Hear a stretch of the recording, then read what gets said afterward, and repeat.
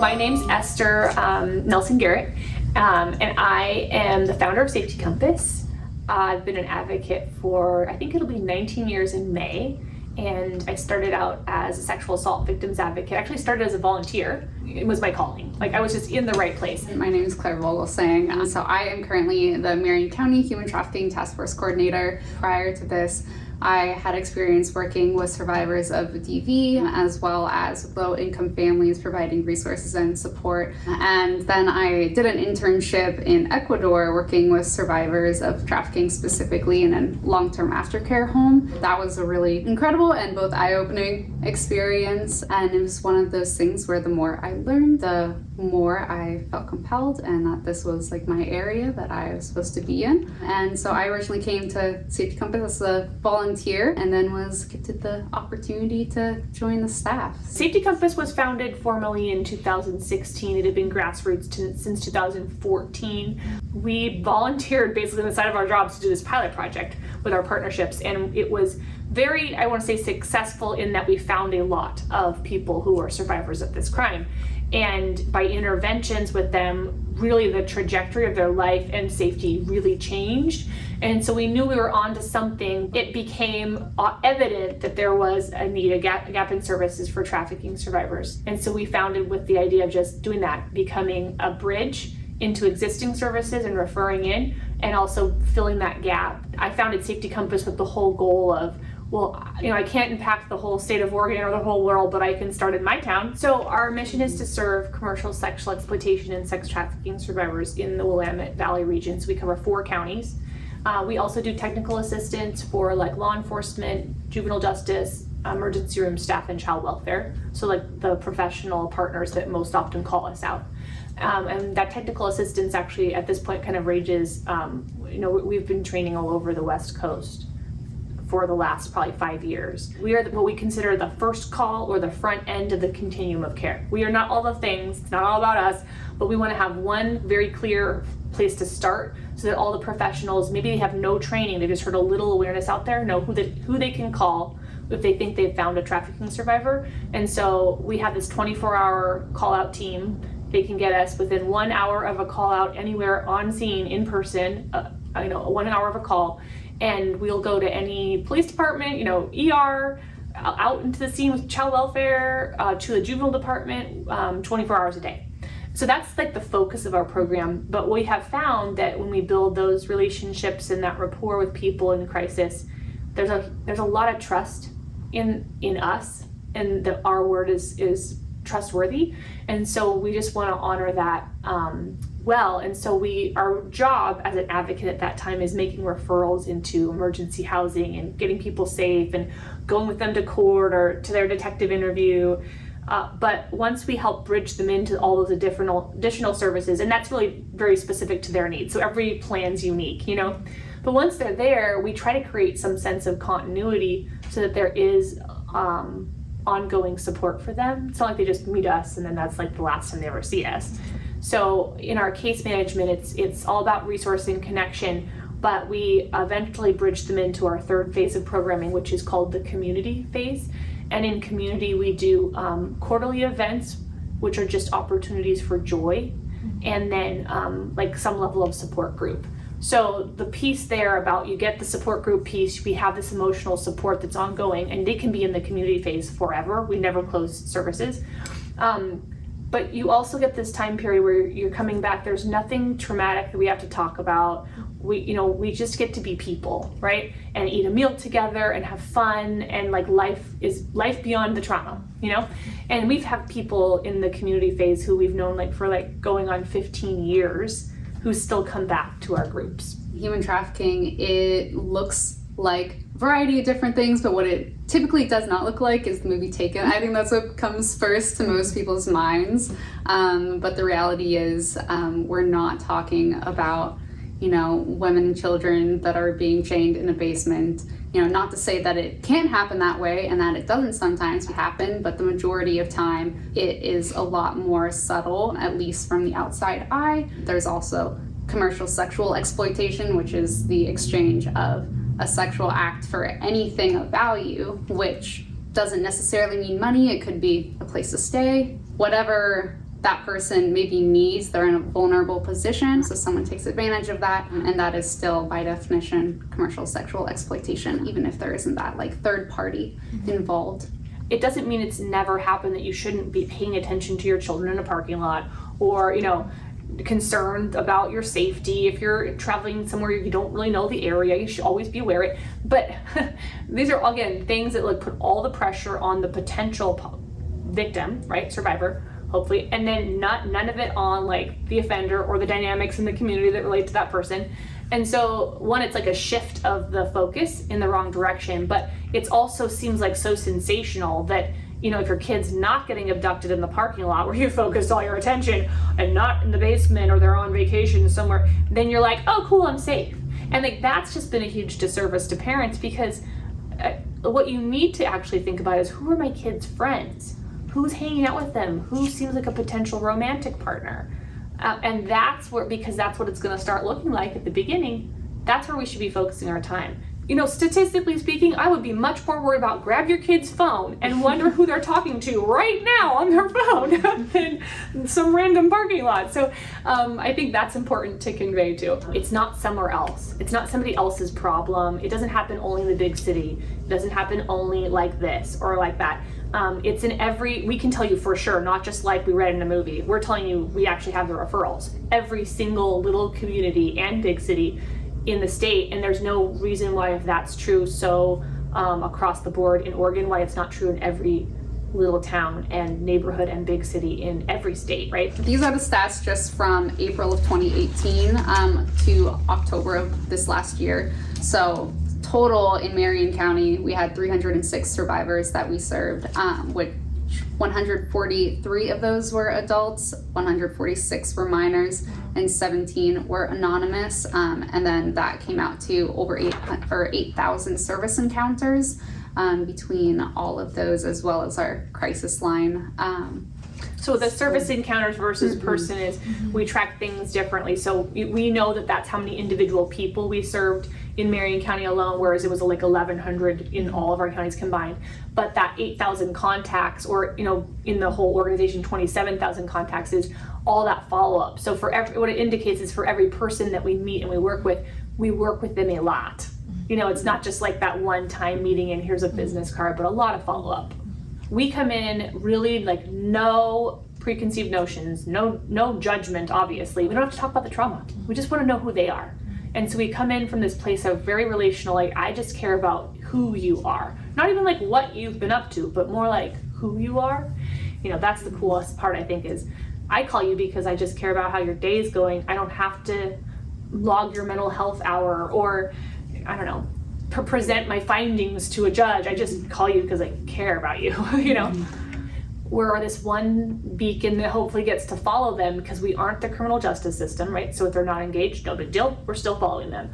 If they are going into emergency housing, still following them. Into jail, still following. So it's an at-will service, but we will follow them anywhere. And then our ongoing support is just, it can ramp up from the very beginning, which is like daily, sometimes like 24 hours a day. We'll get them an emergency hotel room, we'll bring them food, we'll bring them clothing, we'll go with them to court. It's very intensive. And then as it starts to like simmer down, make those referrals into mental health care, long-term housing, and then just be a person that just stays, because we don't have an agenda connected to a system. We just care about who they are.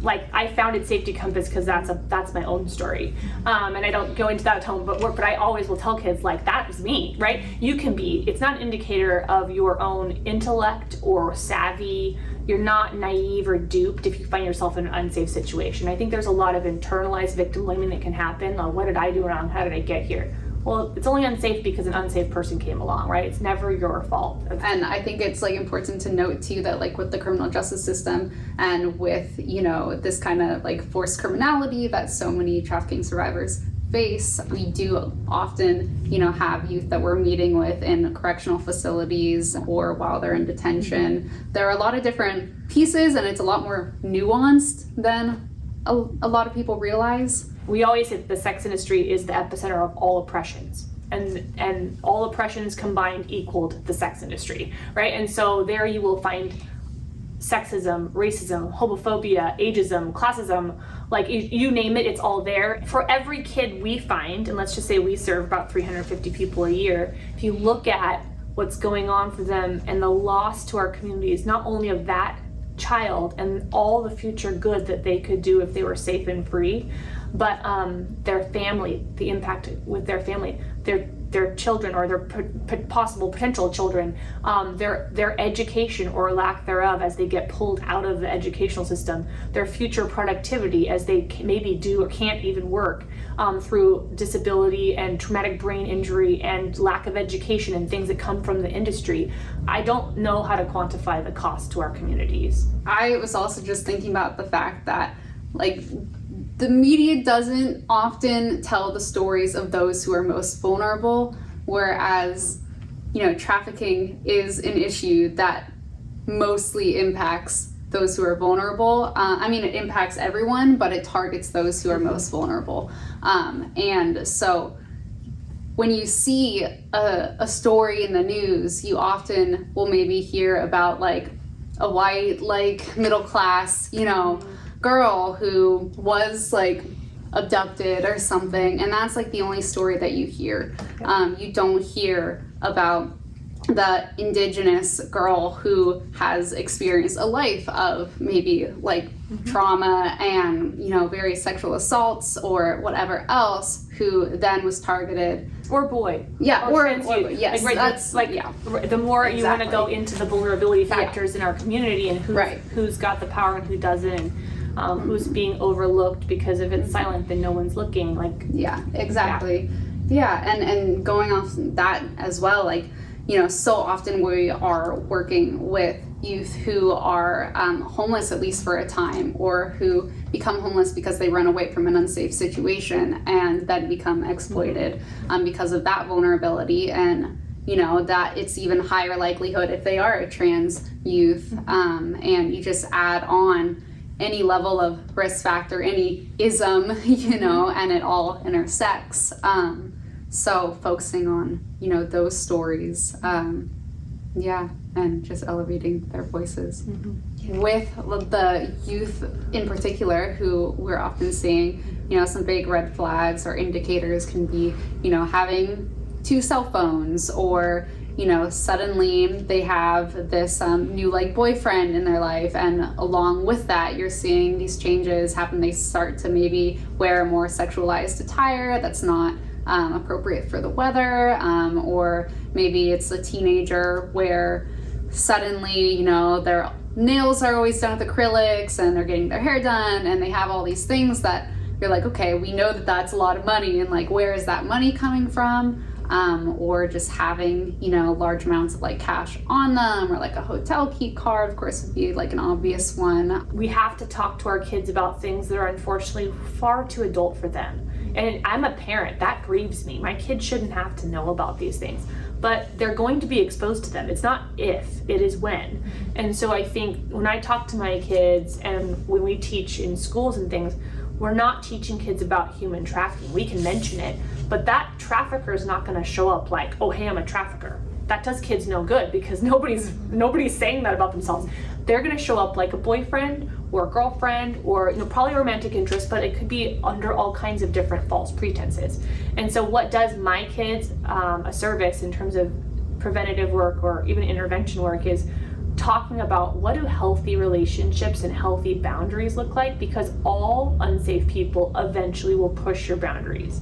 And it's not just sex trafficking, but that ultimately will unlock that seems uncomfortable. That person didn't respect that about the situation when it is a trafficker, who won't tell you they're a trafficker. And so we talk about healthy boundary navigation, creating them for yourself, honoring them in a society that doesn't honor them for children, trying to pull apart the sexuality from money making and go to like a deeper relational level, which no imagery is helping our children. We're in a very pornified, superficial culture. And so if we're talking about those things with our kids, I think that's preventative work.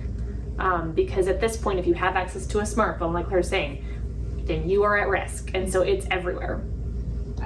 It's so hard for a lot of teenagers in particular, because there is so much shame and stigma associated And that's why it is so important that, parents and other safe adults don't ever shame or cast judgment, but instead they come with open, ears and open hearts, and truly want to know how to support their child and make them, or make sure that they're safe, right? So talk to a trusted adult, and if there are no trusted adults, then call us. Call us, yeah. Yeah, because we 100% will talk to them and support them, and if nothing else, be a listening ear and safety plan with them. You don't have to know what to call it if it didn't feel like it was okay, or you're in a situation that just feels like it makes you uncomfortable. We would always rather, and we're not, we're the local anti-trafficking organization, but you could call like one of the national hotlines, the National Domestic Violence Hotline, the National Sexual Assault Hotline, if you're elsewhere, not in this community, and talk to any advocate who's going to remind you of the same things, which is like, if that was unsafe, if something happened, it wasn't your fault, right? That you are believed, and if you're not finding people in your own life that will believe you, call an advocate, call one of us, because we will. We totally trust survivors to discern their own situation and be affirmed in that reality. But if it feels like something's gone wrong, trust your gut and yourself. And if someone in your life is telling you, oh, that's not true, or you're just seeing this wrong, we call that gaslighting. So we're not going to tell you to run away, but find someone in your life that's not going to do that to you. And if you don't know who that person is, feel free to call us so you can get your own reality out there and have it be honored.